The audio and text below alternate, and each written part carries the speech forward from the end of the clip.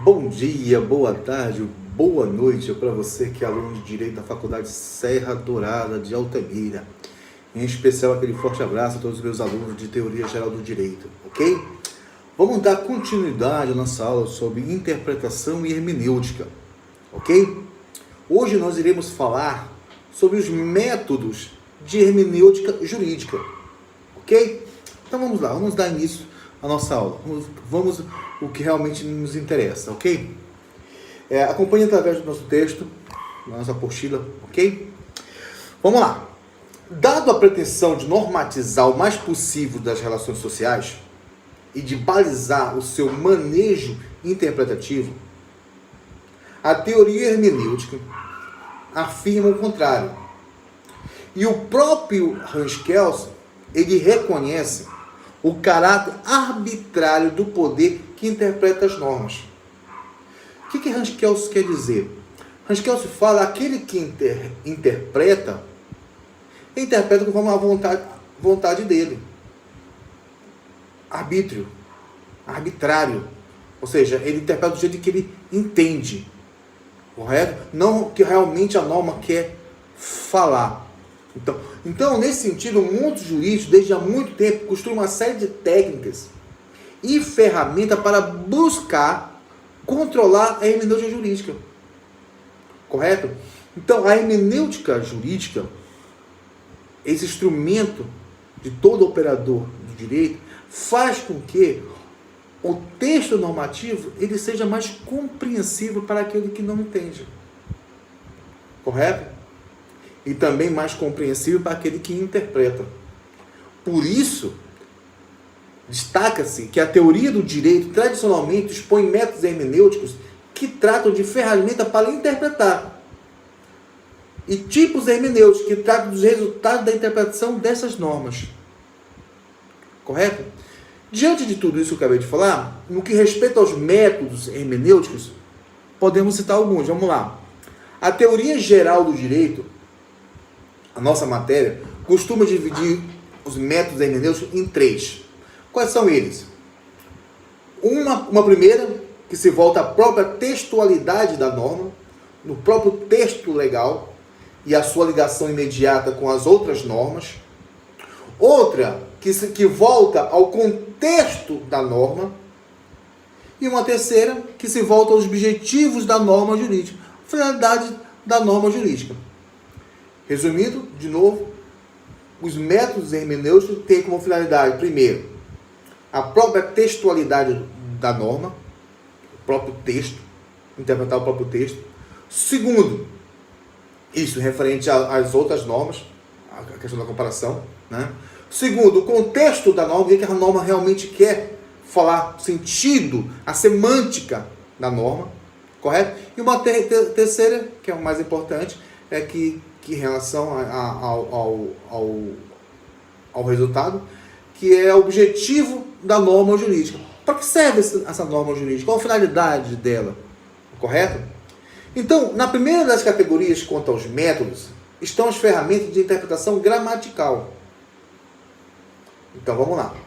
Quanto aos métodos, estão as ferramentas de interpretação gramatical, da interpretação lógica e da interpretação sistemática.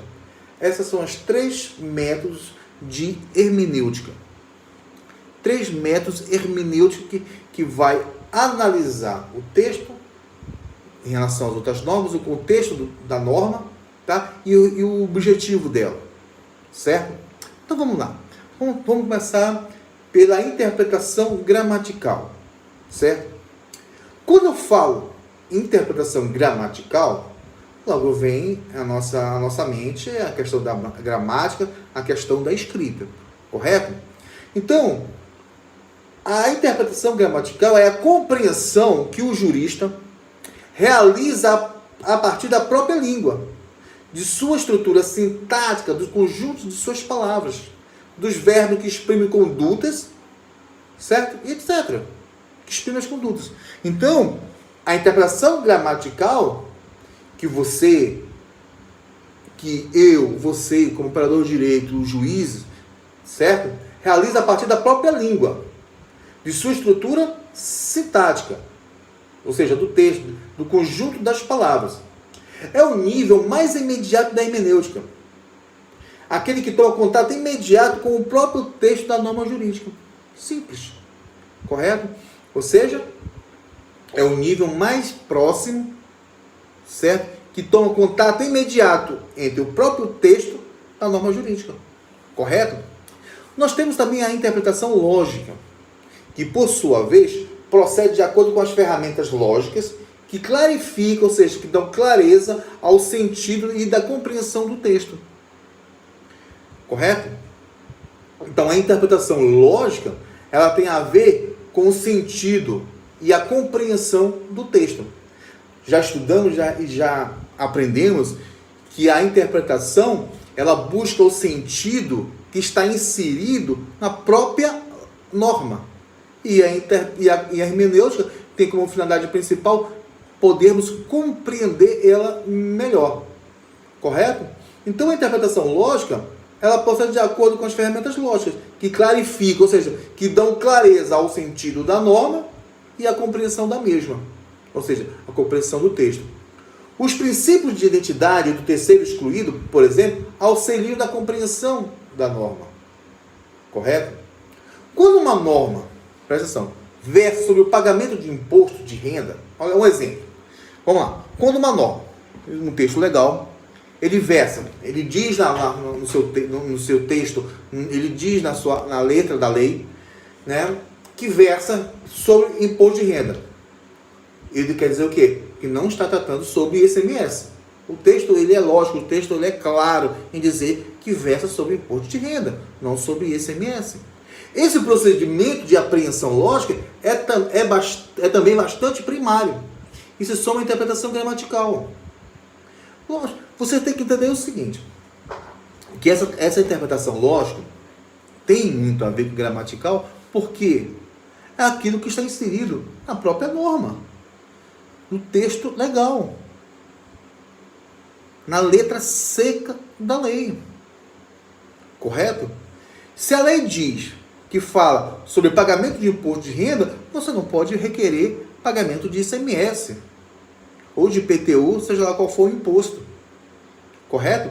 Então, esse procedimento de apreensão lógica é bastante primário, ou seja, é simples. Porque se soma a quê? A interpretação gramatical. Correto? Partindo aí para o terceiro, nós temos a interpretação que? Sistemática. O que quer dizer a interpretação sistemática? É aquela que se faz tendo por base a compreensão da norma no contexto do ordenamento ou do sistema jurídico. Isso é muito interessante quando nós falamos em questão sistemática. Vamos dar um exemplo muito interessante sobre essa questão da interpretação sistemática. Quando nós nos referimos à mutação constitucional. Eu já falei uma vez na sala de aula a diferença de mutação constitucional e a emenda constitucional. A emenda constitucional é quando ela modifica, ela amplia ou retira o texto legal. Ou seja, vai ser uma emenda. Essa emenda pode ser supressiva, modificativa, né? Pode tirar, pode fazer outro texto. Tá? Quando nós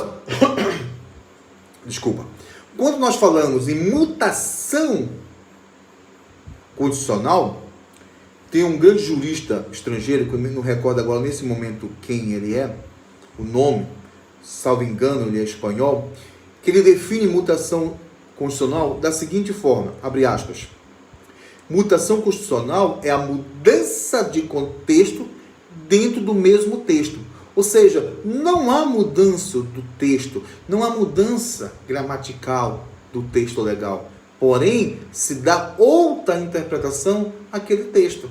Ou seja, mudança de contexto dentro do próprio texto. É o que nós podemos dizer na questão da interpretação sistemática.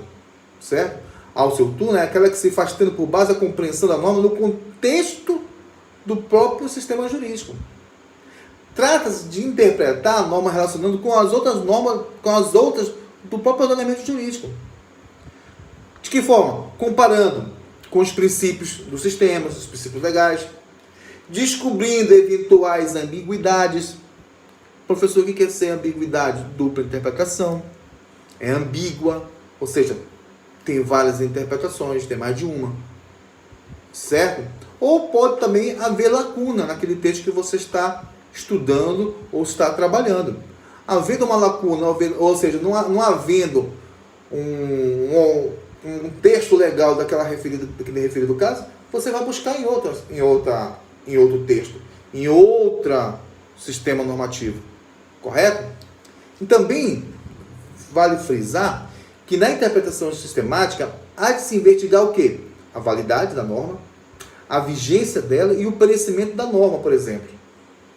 Então, quando nós iremos analisar uma norma no sentido de interpretação sistemática, podemos investigar se essa lei ela é válida, se ela está em vigência, ou se ela ou o perecimento dela pereceu. Quando eu falo em validade, saber se ela é legal ou não. Uma vez que ela é legal, a vigência por si só já se termina, já se extingue. Então, trata-se de uma hermenêutica mais ampla. Olha aí, mais ampla. Mais ainda de uma interpretação voltada diretamente o quê? À norma. Tudo está ligado à norma, certo? Então, quando nós falamos de interpretação gramatical, é o próprio texto da lei.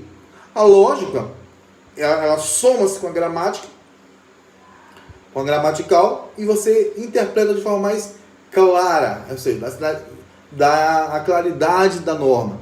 E a sistemática é quando você busca em outra norma uma interpretação para a norma que você está lendo ou estudando. Correto?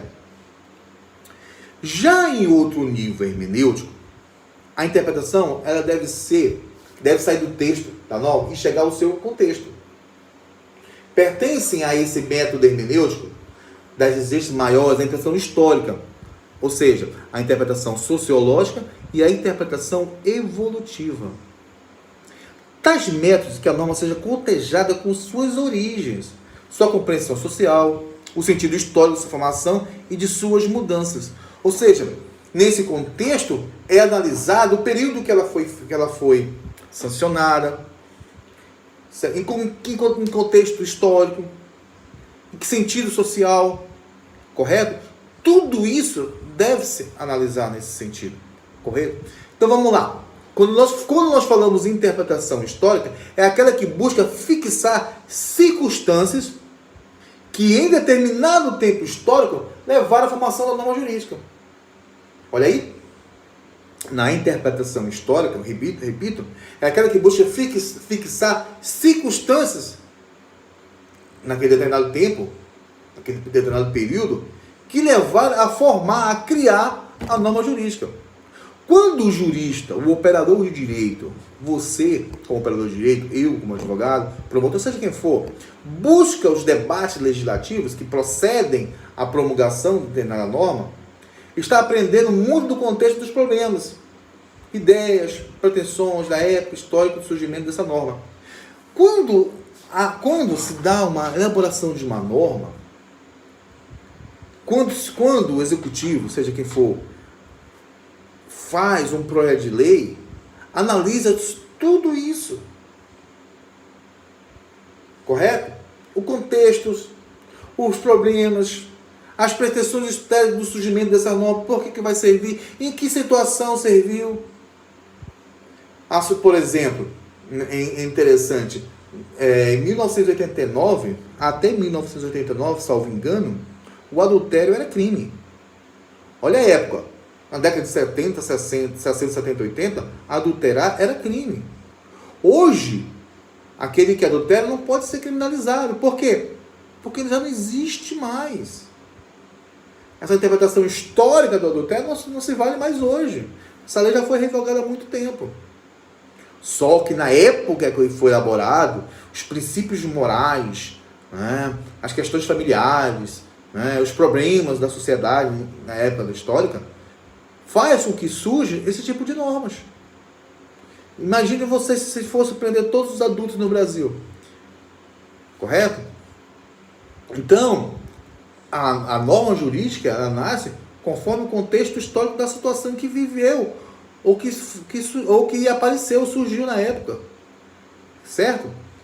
Quando nós falamos em interpretação sociológica, por sua vez, também, alcança um nível bem maior do que da textualidade da norma. Ou seja, vai buscar dentro da sociedade, uma vez que a interpretação ela é sociológica, certo? As causas que geraram a base da formação da norma, certo? Os conflitos sociais, podemos citar as lutas de classe, as contradições, os interesses em jogo, a cultura, as expressões políticas, econômicas e culturais e religiosas, são exemplos. Tudo isso entra em campo para o entendimento da norma jurídica.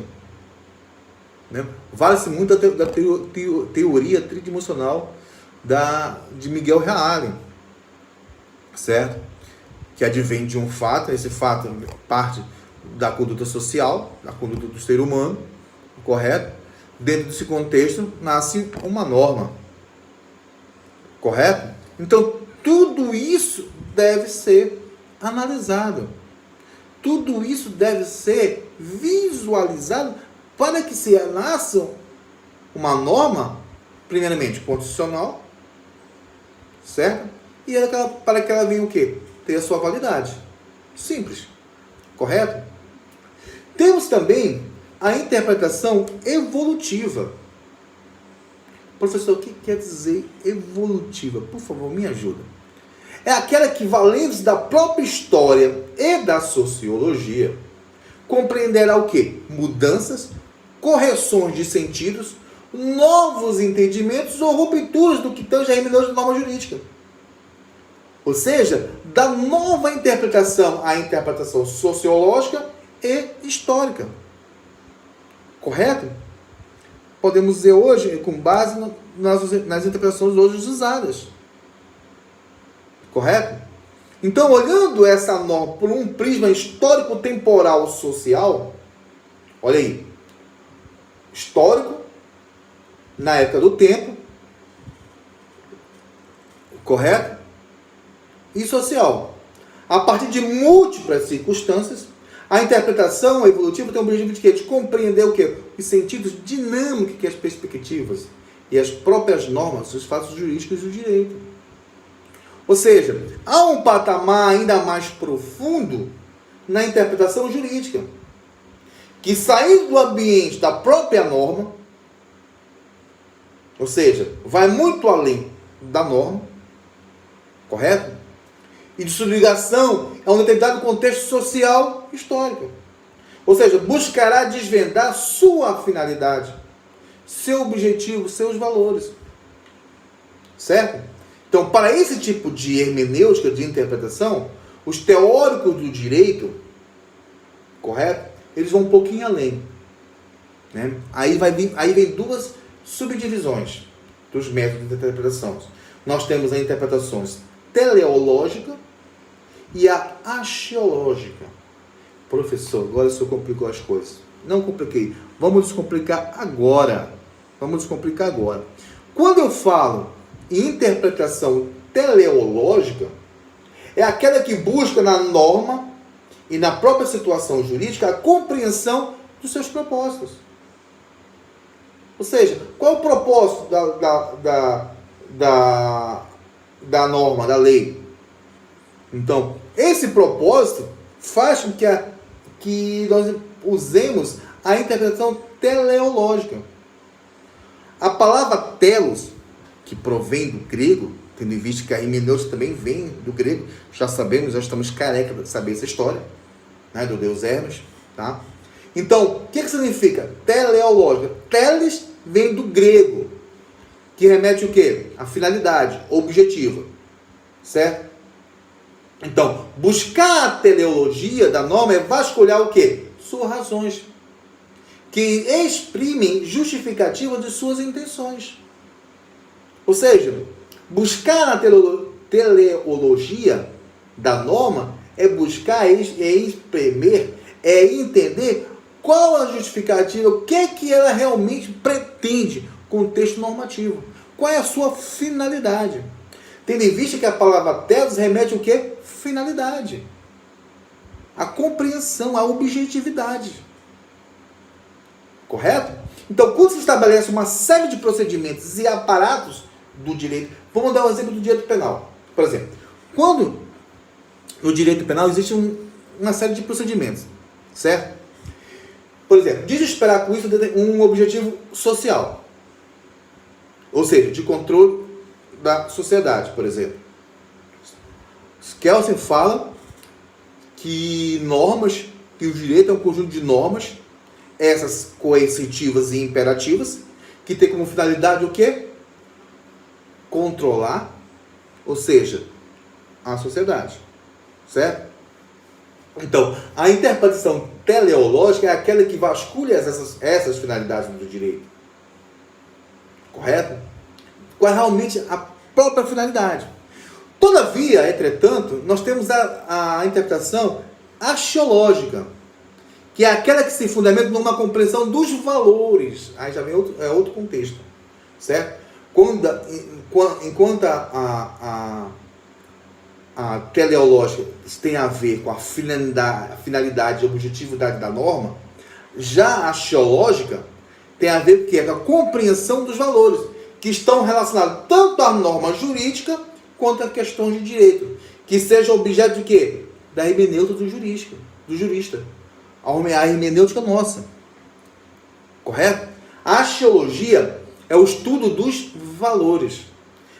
Dentro desse método hermenêutico, então devemos buscar o que? A compreensão dos objetivos das normas, compreender realmente qual é a finalidade da norma jurídica, mas também investigar valorativamente, ou seja, a orientação desses objetivos. É valorizar a finalidade, o objetivo desta norma.